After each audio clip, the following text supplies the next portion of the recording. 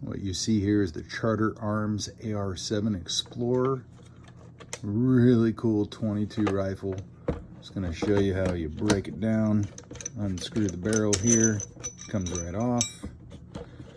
You have a screw here, untighten that, pull that off, and then everything fits right into the stock. Make sure you take the mag out first. Throw that in.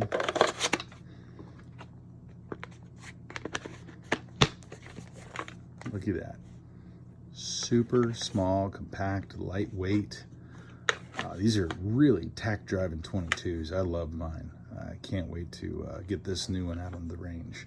That's the Charter Arms AR-7 Explorer.